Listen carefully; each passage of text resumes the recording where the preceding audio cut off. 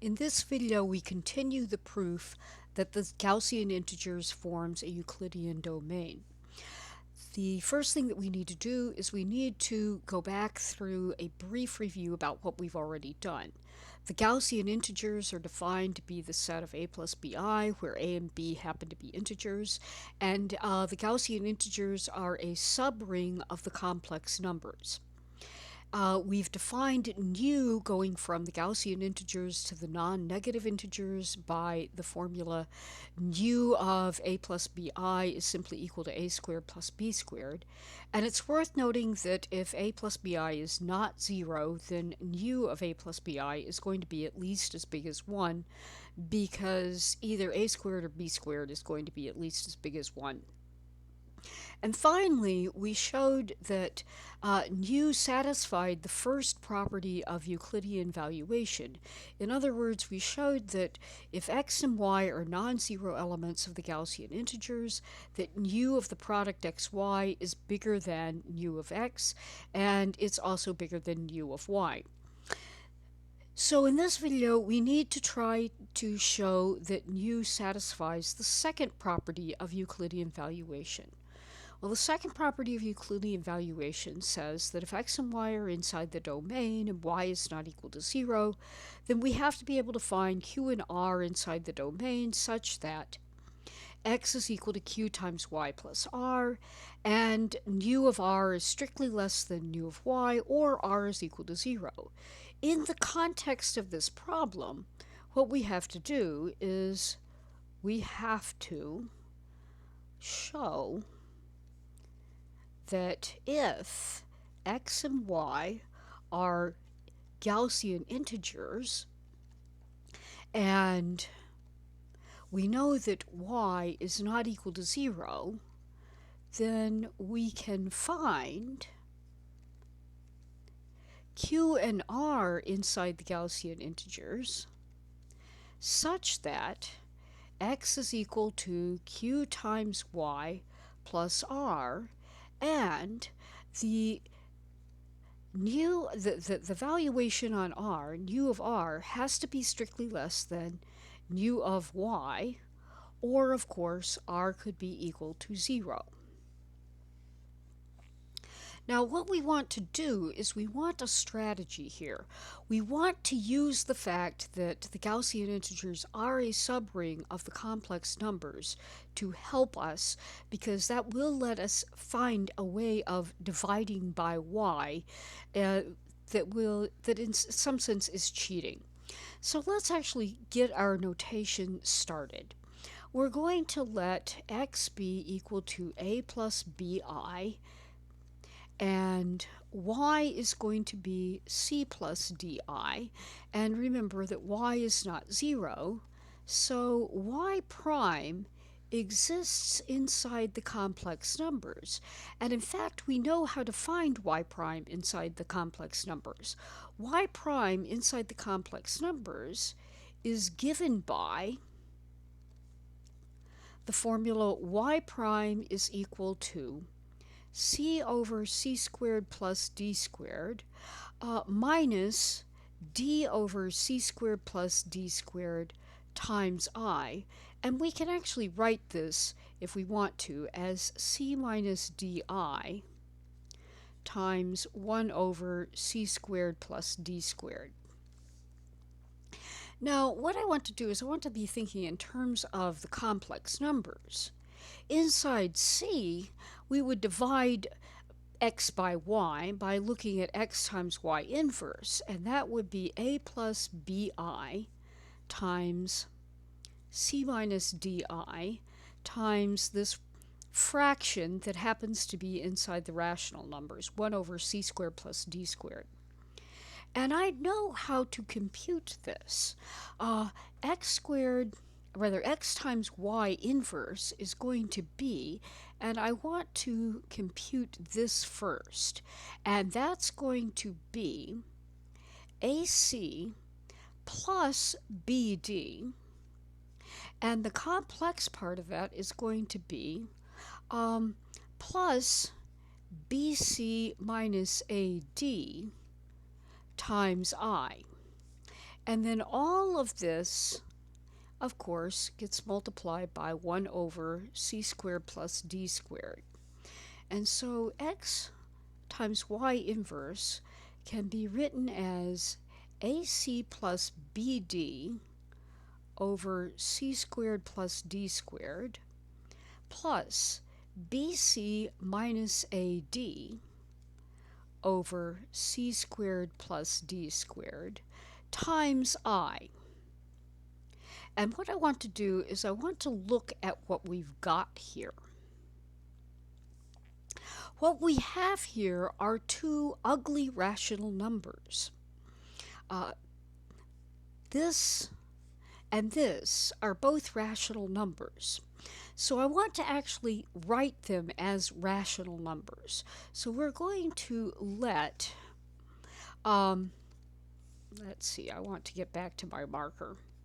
We're going to let x times y inverse be r1 plus r2 times I, where r1 is the real part of this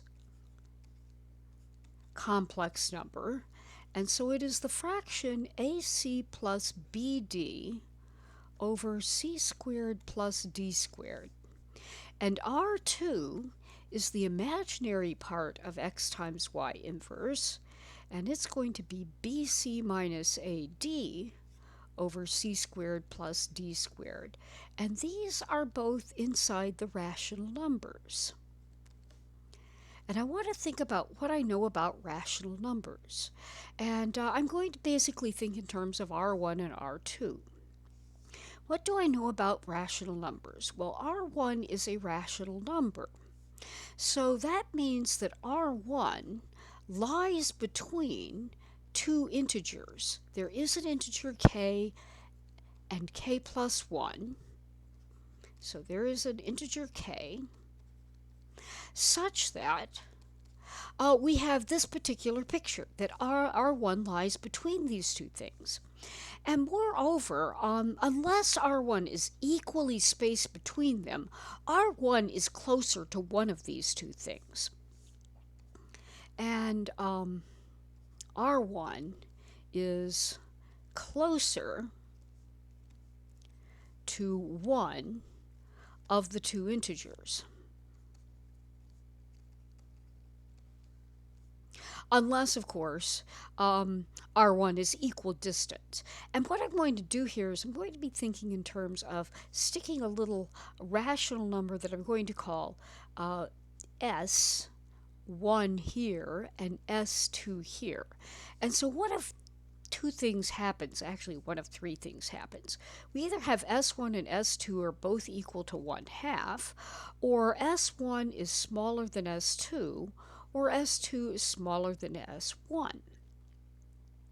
And what I want to be doing is I want to be focusing in on whichever of the two integers is closest. And if they're equidistant, we'll just call k the closest. So we're going to let m be the integer closest to the rational number r1. And what I want to do is I want to think about what that actually means. So if k is the closest, then what I can do is I can think about r1 is going to be equal to k plus s1, where s1 is between 0 and 1/2 inclusive. And if k plus 1 is the closest, then I can write r1 as equal to k plus 1 minus s2.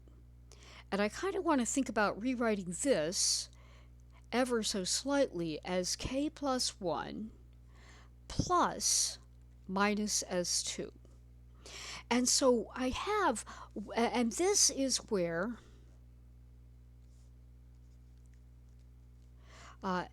s2, or I should say minus s2, lies between 0 and -1/2. And if I think in terms of putting these two statements together, what I have is that I can write R1 is equal to m plus s, where m is the closest integer to R1, and s is going to be s1 if m is equal to k, and s is going to be minus s2 if m is equal to k plus 1. And the big thing here is that we can also say the following. When we write R1 is equal to m plus s, we know that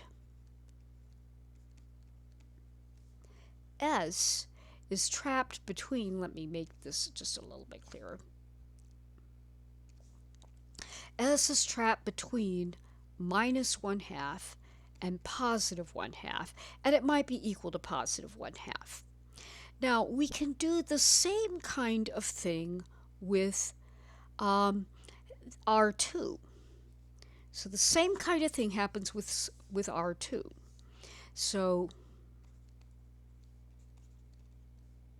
the same thing with R2.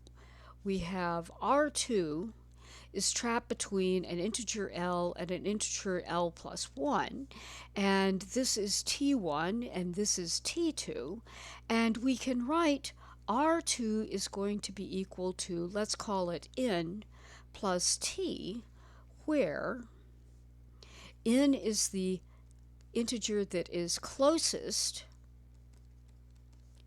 to R2, so there exists an L inside the integers such that that picture happens, and R2 is going to be n plus t, and t is going to be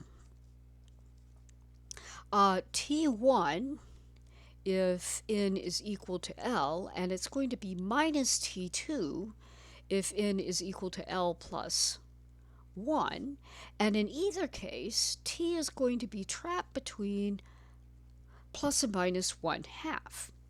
So what this means in context of our problem, and I want to kind of go back to thinking about where stuff is, in the context of our problem, we had left x times y is equal to r1 plus r2 times I, and this can now be written as, and I want to highlight this, R1 is n plus s, and R1 is m plus s, and R2 is n plus t times I, where we have all those restrictions on m and on s and t. And what that's going to give us is going to be the subject of the next video.